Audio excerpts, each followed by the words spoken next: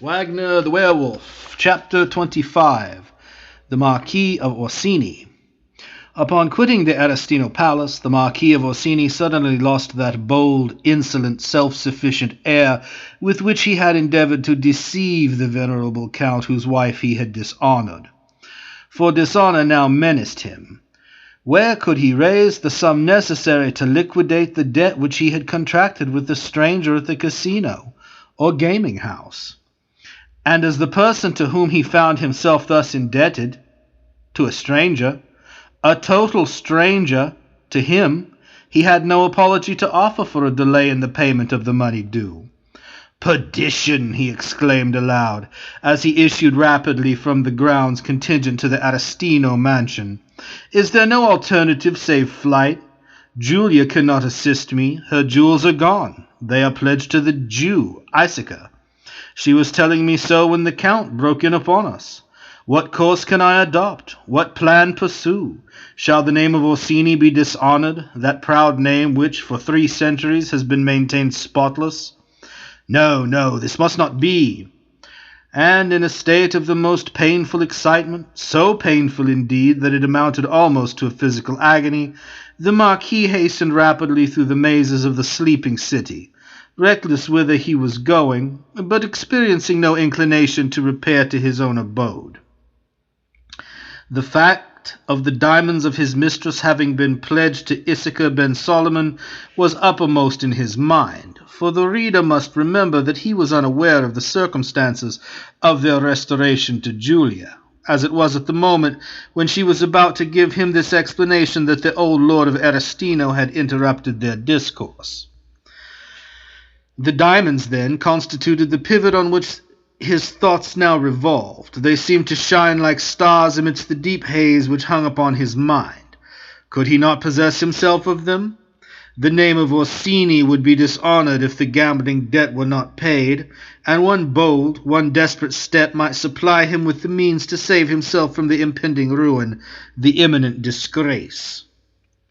But as the thoughts encouraged by these simple words, the diamonds, assumed a more palpable shape in his imagination, he shrank dismayed from the deed which they suggested, for gamester, debauchee, spendthrift as he was, he had never yet perpetrated an act that could be termed a crime. The seduction of the Countess of Arestino was not a crime in his estimation. Oh, no, because a man may seduce and yet not be dishonored in the eyes of the world. It is his victim, or the partner of his guilty pleasure, only who is dishonored. Such is the law written in society's conventional code. Vile, detestable, unjust law. To weigh and balance the reason for or against the perpetration of a crime, to pause only for an instant to reflect whether the deed shall or shall not be done, this is to yield at once to the temptation. The desperate man, who hovers hesitatingly between right and wrong, invariably adopts the latter course. And Manuel d'Orsini was not an exception to the general rule. Silence and calmness and moonlight was still spread over the city of flowers, while the Marquis pursued the path leading to the suburb of Alla Croce, and the silver-faced stars shone on brightly and sweetly as the young nobleman knocked at the well-protected door of Issachar ben Solomon. For a long time his summons remained unanswered, and he repeated it several times ere it received the slightest attention. At last a casement was opened slowly on the upper story, and the Jew demanded who sought admittance at that hour. "'Tis I, the Marquis of Orsini," exclaimed the nobleman. "1,000 pardons, my lord, I come directly," answered the Jew, not daring to offend a scion of the omnipotent aristocracy of Florence, yet filled with sore misgivings, the more painful because they were so vague and undefined.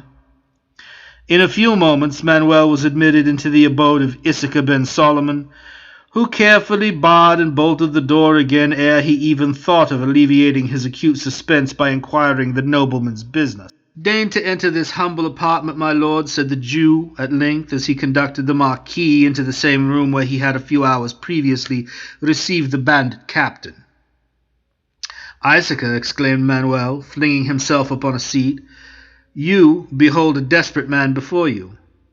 Oh, alas, my lord, what can a poor, aged, and obscure individual like myself do to assist so great and powerful and noble as your lordship? Said the Jew, in a trembling tone. What can you do? Repeated the Marquis. Much, everything, old man, but listen patiently, for a few moments only. A noble lady's fame, honor, reputation are at stake, and I am the guilty, unhappy cause of danger that threatens her. To minister to my necessities, she has pledged her jewels. Yes, yes, my lord, I understand, said Icica, trembling from head to foot.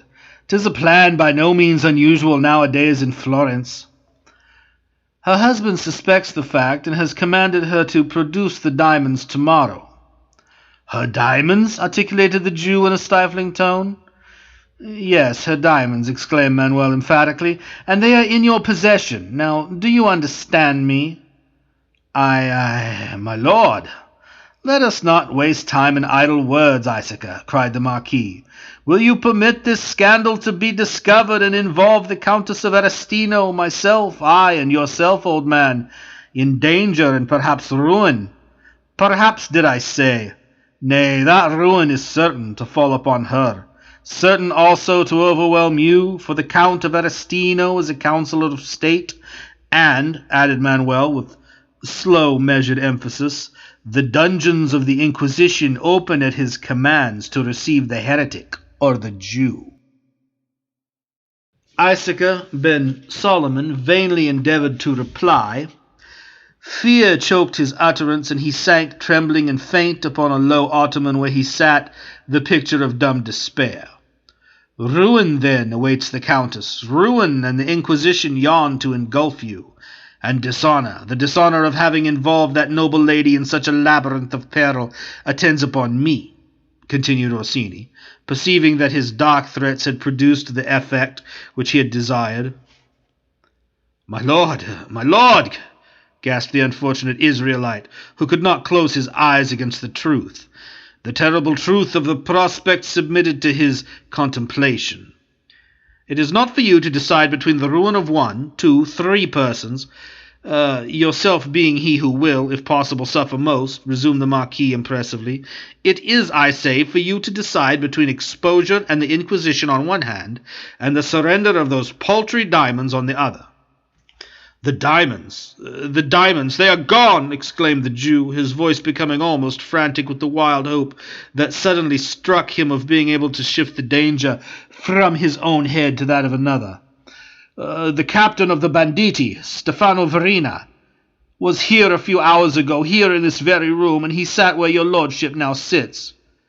Well, cried the Marquis impatiently, for his heart began to grow sick with the fear of disappointment in respect to his plan of obtaining the diamonds of his mistress. And Stefano Verini took them from me, basely, vilely, wrenched them as it were from my grasp, continued the Jew. "'Tis false, a miserable subterfuge on your part," ejaculated the Marquis, starting from his seat and striding in a menacing manner towards Icica ben Solomon. "'Tis true, I will give your lordship the proof," cried the Jew, and Manuel fell back a few paces. "Stefano came and told me all. He said that the Countess had pledged her jewels for the sake of her lover, of you, my lord, you, the Marquis of Orsini. 'Twas to pay a gambling debt which your lordship had contracted, and that debt was paid within an hour or two from the moment when the sum was advanced on the diamonds.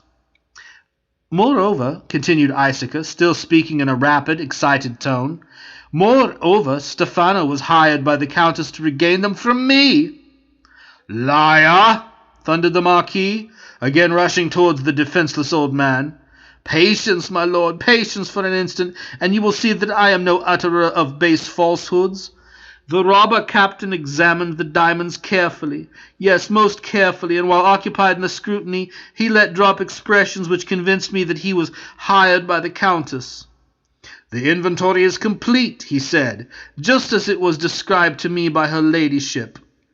You are a worthy man, Icica,' he added. 'You will have restored tranquillity to the mind of this beautiful Countess, and she will be enabled to appear at court tomorrow with her husband.' Now does your lordship believe me?" The Marquis was staggered. For several minutes he made no answer. Was it possible that the Countess of Arestino could have employed the dreadful chieftain of the Florentine banditti to wrest her diamonds from the possession of Isaaca? Or had the Jew invented the tale for an obvious purpose? The latter alternative scarcely seemed feasible. How could Isaaca have learnt that the sum raised was for the payment of a gambling debt? Julia would not have told him so. Again, how had he learnt that this debt had been paid within an hour or two after the money was procured? And how had he ascertained that the Countess had actually required her diamonds to accompany her husband to court? "Perdition!" ejaculated Orsini, bewildered by conflicting ideas, suspicions, and alarms, and he paced the room with agitated steps.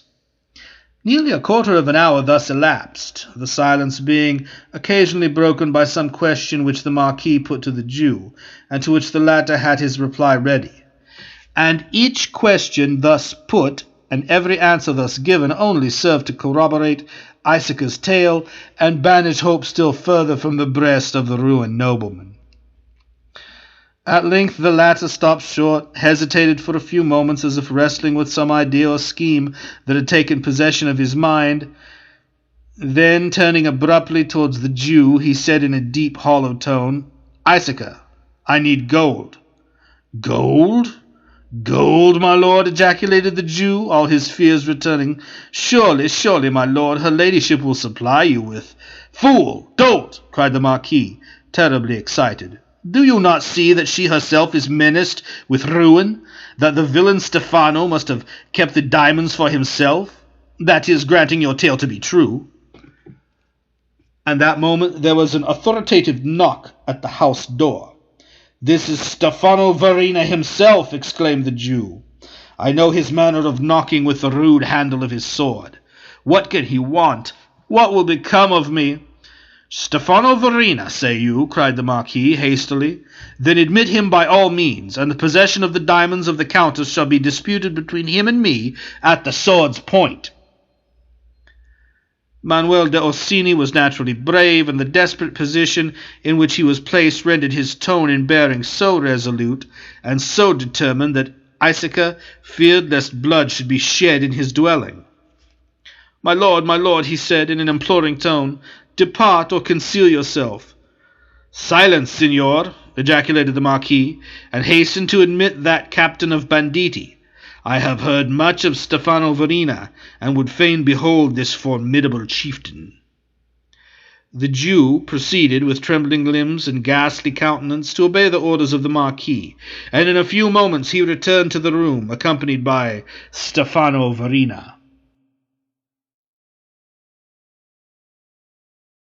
End of chapter 25, Wagner the Werewolf.